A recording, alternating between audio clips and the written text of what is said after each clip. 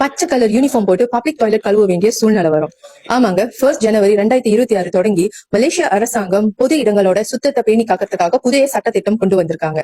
அதாவது பொது இடங்கள்ல குப்பை போறவங்க ஒரு சின்ன டிஷ்யூ பேப்பரோ இல்ல ஒரு ஸ்வீட்டோட பை பிளாஸ்டிக்கோ, ஈவன் நீங்க குடிக்கிற சிகரெட்டோட மீதமா இருக்கட்டும், அண்ட் வளர்ப்பு பிராணி அழைச்சிட்டு போயிட்டு பொது இடங்கள்ல அசுத்தம் பண்ணி வைக்கிறது, அண்ட் கார்ல இருந்து போற போக்குல குப்பி தூக்கி வெளியே போட்டு போறவங்க, இவங்க எல்லாரும் 12 மணி நேரம் பொது சேவை செய்யணும். பொது சேவைனா பச்சை கலர் யூனிஃபார்ம் கொடுப்பாங்க, அதை போட்டுக்கிட்டு பப்ளிக் டாய்லெட் கழுவணும், கால்வாய் சுத்தம் பண்ணணும், பொது இடங்கள்ல இருக்கிற குப்பைகளை கூட்டி அள்ளணும். அது மட்டும் இல்லாம 2000 வள்ளியில இருந்து 10,000 வள்ளி வரைக்கும் ஃபைன் கட்ட வேண்டிய சூழ்நிலையும் வரும். இந்த மாதிரியான சட்டத்திட்டம் already Sweden, Japan, Singapore, South Korea இந்த மாதிரியான நாட்டுல ஆல்ரெடி அமலாக்கத்துல இருக்கு. அதனாலதான் அவங்க நாடு வந்து சுத்தமா இருக்கு. சோ 1 ஜனவரி 2026 வரைக்கும் வெயிட் பண்ணாம இப்பையில இருந்து இந்த வீடியோ பாக்குறீங்களா, இப்ப இந்த நிமிஷத்துல இருந்து பொது இடங்கள்ல குப்பை போடுறதுல இருந்து எல்லாத்தையும் முடிஞ்ச அளவு தவிர்த்துருங்க. அப்பதான் அது வந்து பழக்கத்துல இருக்கும். அப்படி இல்ல பச்சை கலர் ட்ரெஸ் போட்டுட்டு பப்ளிக் டாய்லெட் கழுவ வேண்டியதா இருக்கும்.